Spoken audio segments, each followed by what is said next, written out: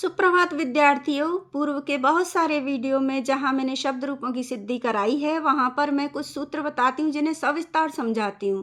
किंतु हो सकता है कि बहुत सारे सूत्र ऐसे हैं जो एक ही कार्य को करते हैं, तो वो कंफ्यूज कर सकते हैं कि कहाँ पर कौन सा लगाया जाए। यदि दीर्घ करने वाले हमारे पास इतने सारे सूत्र हैं तो हम इसी को क्यों लगाते हैं, अक्सवर्ण दीर्घ को क्यों नहीं लगाते या सुपिचा को क्यों नहीं लगाते।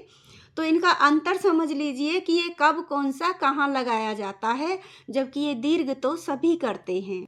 जबकि कुछ स्थिति ऐसी आती है कि कुछ स्थानों पर जहाँ पर नियम होते हुए भी हम दीर्घ नहीं कर सकते, तो कहाँ कहाँ नहीं करते हैं और कहाँ कौन से सूत्र से करते हैं, ये आज हम समझ लेते हैं कि उन सूत्रों में अंतर क्या है परस्पर। ये सूत्र आपने पढ़ा होगा और इसको समझिए। प्रथमयो पूर्व सवर्णः। ये सूत्र कहता है प्रथमयो यानी पहली और दूसरी विभक्ति का जो अक आता है, अर्थात अकंत शब्द से परे पहली और दूसरी विभक्ति का कोई भी प्रत्यय आ जाता है, यानी कि सुप के अंतर्गत आता है। जब हम सिद्धि करते हैं तो उसका आरंभ में चाहे जो भी स्वर क्यों ना आ जाए, उससे पूर्व में आए हुए अक पर कोई प्रभाव नहीं पड़ता है, वो केवल दीर्घ हो जाता है। इसी को हम कहते हैं कि प्रथमयो पूर्व सवर्ण, अर्थात पहली और दूसरी विभक्ति में अच परे होने पर पूर्व सवर्ण दीर्घ हो जाता है, अर्थात पहले जो स्वर है उसी का दीर्घ रूप हो जाता है। पहली व दूसरी विभक्ति में अक अर्थात अ ई उ रील प्रत्याहार तो आते ही है ना बनाना, बता चुकी हूँ, वीडियो का लिंक भी दे दूंगी यदि समझ में नहीं आया हो तो। पहली व दूसरी विभक्ति में अक अर्थात अ ई उ रील के बाद कोई भी अच आ जाए जो कि सुप्रत्यय का हो तो पूर्व सवर्ण दीर्घ हो जाता है। जैसे हरि प्लस औ, तो यहाँ पर कौन सी संधि का नियम लागू हो रहा है? ये हो रहा है यण संधि का। तो ये यण संधि का अपवाद हो गया और ये विकल्प है दीर्घ संधि का, क्योंकि दीर्घ संधि की शर्त क्या होती है कि सवर्ण होने चाहिए, यानी ई के बाद ई आता तो दीर्घ ई होता, किंतु यहाँ पर ई के बाद औ आने से भी दीर्घ हो रहा है, तो ये दीर्घ संधि का विकल्प हो गया। किंतु ये यण संधि का अपवाद हो गया। वो कैसे हो गया कि इको यणची होता है ना, यानी इक को यण आदेश हो जाता है भिन्न अच के आ जाने पर। यदि ई के बाद ई नहीं आ रहा है, कोई और स्वर आ रहा है, तो ई के स्थान पर य हो जाएगा, उ के स्थान पर व हो जाएगा। तो ये होना चाहिए हर्यऊ, लेकिन क्यों नहीं हो रहा है? क्योंकि ये जो औ है ना, ये पहली विभक्ति का द्विवचन का प्रत्यय है, यानी कि ये सुप के अंतर्गत आ रहा है। तो और पहली और दूसरी विभक्ति का सुप परे होने पर यदि उसके प्रत्यय के आरंभ में कोई स्वर है तो उससे पूर्व आए हुए अक को पूर्व सवर्ण दीर्घ आदेश हो जाता है भिन्न स्वर परे होने पर भी। जैसे हरि प्लस औ आया, तो ये जो औ है वो प्रथमा का द्विवचन है। इसी कारण से, क्योंकि ये सुप्रत्याहार का है और ये पहली विभक्ति का द्विवचन है, और पहली और दूसरी विभक्ति की शर्त ये है कि पहली और दूसरी विभक्ति में कोई भी स्वर परे क्यों ना आ जाए, किसी भी स्वर से आरंभ होने वाला प्रत्यय क्यों ना आ जाए, पूर्व स्वर को ही दीर्घ कर देते हैं, यानी कि पूर्व का ही सवर्ण दीर्घ हो जाता है। सवर्ण दीर्घ का मतलब है कि ई को ही ई करेंगे, ई को दीर्घ ऊ नहीं करेंगे, सवर्ण दीर्घ करेंगे। ई का सवर्ण क्या है? ई ही है, तो उसे दीर्घ ई कर देंगे। और ये क्यों किया? क्योंकि औ जो है वो प्रथमा विभक्ति का प्रत्यय है। तो ये हो गया, और समझ लिया कि ये यण संधि का अपवाद हो गया। और क्यों हुआ यण संधि का अपवाद, हमें क्यों लगाना पड़ा, यहाँ पे यण संधि लागू क्यों नहीं की? वो हमने इसलिए नहीं की क्योंकि ये जो रूप बन रहा है इस प्रत्यय के कारण वो प्रथमा विभक्ति का बन रहा है, प्रथमा का द्विवचन।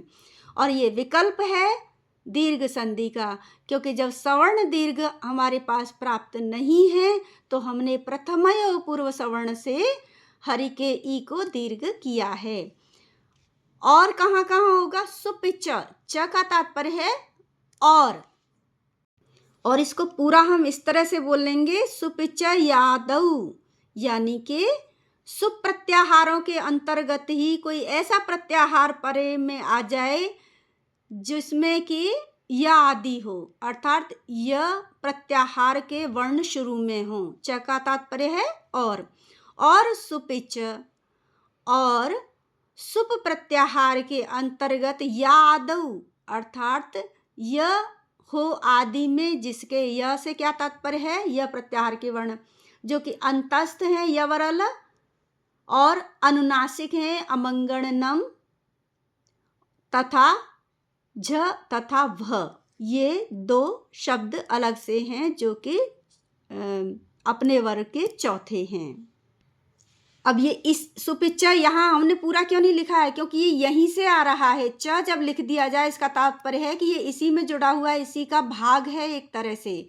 प्रथमयो पूर्व सवर्ण से ये हो गया सुपिच्चा। ये समझाने के बाद कहा है कि और यादव सुपिच, अर्थात और सुप प्रत्याहारों के अंतर्गत ही या आदि से शुरू होने वाला कोई प्रत्यय आ जाता है तो भी हम दीर्घ आदेश कर देते हैं, यानी अक को दीर्घ कर देते हैं। और वो उसकी शर्त यह है कि वो अदंत अंग को से परे होना चाहिए, अर्थात अदंत अंग को दीर्घ हो जाता है यदि य आदि विभक्ति, यानी कि यवरल, अमंगण, झभ, अंतस्थ, अनुनासिक तथा झ और भ वर्ण परे में हो तो।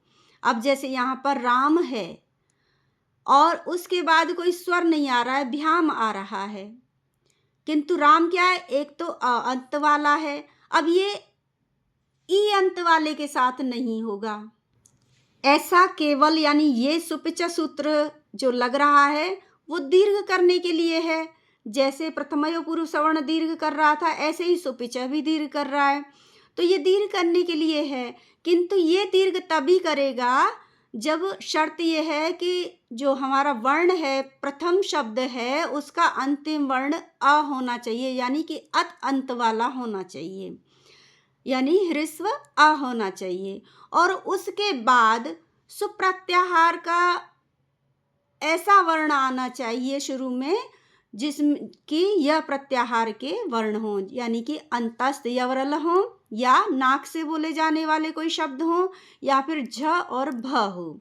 तो यहाँ पर भ्याम आ रहा है जिसमें कि शुरू में भ है, तो ये शर्त सुपिचा की लागू हो गई है।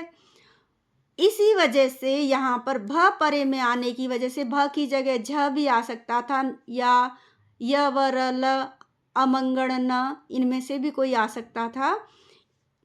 तो पूर्व में आए हुए अ को हम दीर्घ कर देते हैं।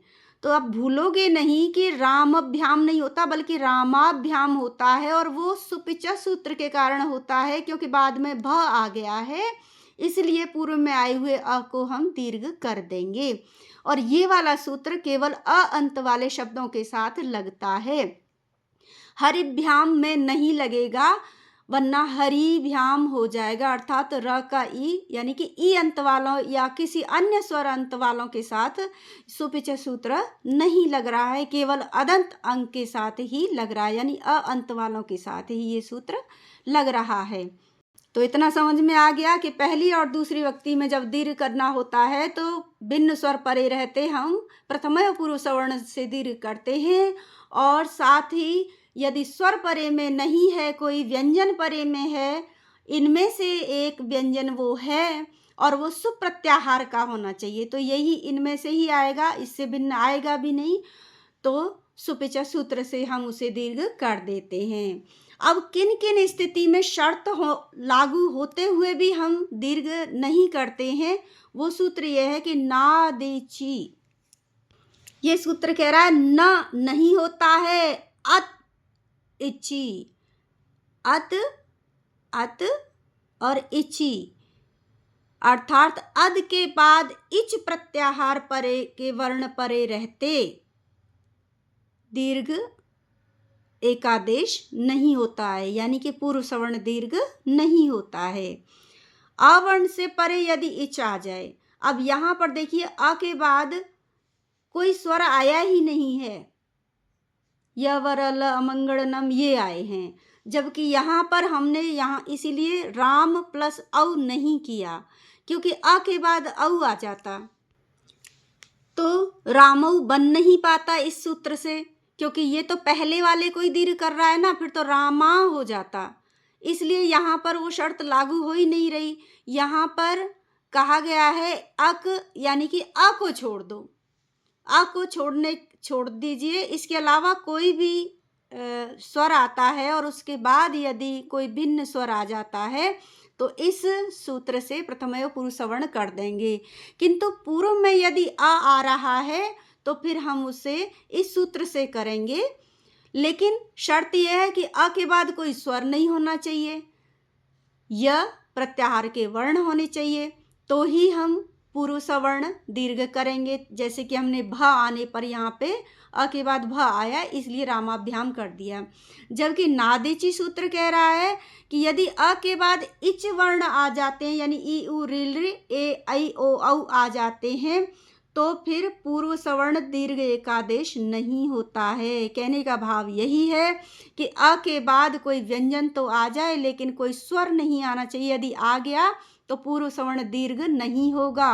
वो जैसे यहाँ अ है और अ के बाद औ आ गया है, राम औ, और यहाँ पर हमने क्या किया था, हरे औ को हरी कर दिया था, क्योंकि प्रथमयो पूर्व सवर्ण का नियम लागू किया था, जबकि यहाँ पर राम औ, यहाँ पर अगर हम प्रथमयो पूर्व सवर्ण का नियम लागू करते हैं, क्योंकि है तो ये प्रथमा व्यक्ति का द्विवचन, ये जो सुप प्रत्यय है, लेकिन यहाँ अगर हम कर देंगे तो रामऊ कैसे बनेगा, फिर तो वो रामा बन जाएगा, इसलिए यहाँ पर हमने लगाया वृद्धि रेची। इससे क्या होगा, आ वृद्धि आत एची, यही है ना, अ या आ के बाद एच आने पर वृद्धि हो जाती है, तो औ को दीर्घ औ किया और रामऊ बन गया। अगला सूत्र है अमि पूर्व, ये भी निषेध करेगा। अब यहाँ पर प्रथमयो पूर्व सवर्ण और सुपिचा का दोनों का निषेध नादिची ने कर दिया। अब यहाँ पर अमि पूर्व है। अमि पूर्व कहता है कि यदि देखिए अ के बाद आ आने पर अक्षवर्ण दीर्घ लागू होना चाहिए, ई के बाद ई आने पर अक्षवर्ण दीर्घ लागू होना चाहिए, या ई के बाद अ आने पर ई को यणची लागू होना चाहिए, यानी ई का य होके यहाँ हर्यम बनना चाहिए, यहाँ रामाम बनना चाहिए, यहाँ सर्वाम बनना चाहिए।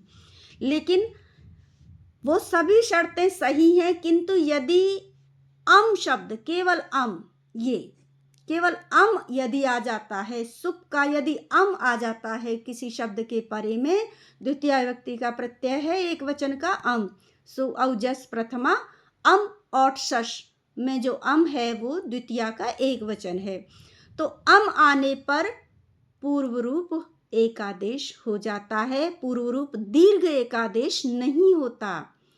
पूर्व रूप एकादेश होगा लेकिन पूर्व रूप दीर्घ एकादेश नहीं होगा, यानी कि पहले का जो रूप है, दो स्वर आ रहे हैं पास पास, राम का अ और अम का अ, हरि का ई और अम का अ, सर्व का अ और अम का अ, तो इनके दोनों के परस्पर मिलने से कोई स्थिति नहीं बदलेगी, पूर्व में जो स्वर है उसी का रूप बना रहेगा, तो यहाँ पर ह्रस्व अ ही रहेगा, दोनों के मिलने से बनेगा रामम, यहाँ ह्रस्व ई ही रहेगा, दोनों के मिलने से बनेगा हरिम, सर्वम, और ये सब होगा अमि पूर्व से। और ये भी क्या हो गया, ये भी अन्य सभी संधियों का निषेध करने वाला हो गया, और ये केवल अम शब्द के साथ रहेगा, लेकिन शब्द नहीं, अम प्रत्यय के साथ होगा।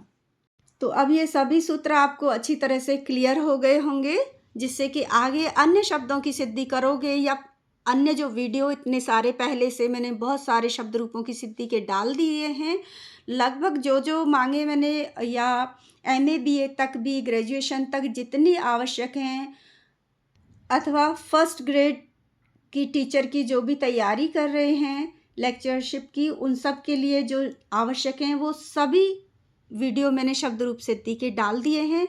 सूत्रों को ऐसे बीच में समझाते हुए डालूंगी तो शायद उनको समझना और भी आसान होगा। वीडियो अच्छा लग रहा हो तो लाइक शेयर कीजिए, आगे के लिए और प्रोत्साहन देते रहिए। कोई भी सुझाव हो तो बताइए। धन्यवाद।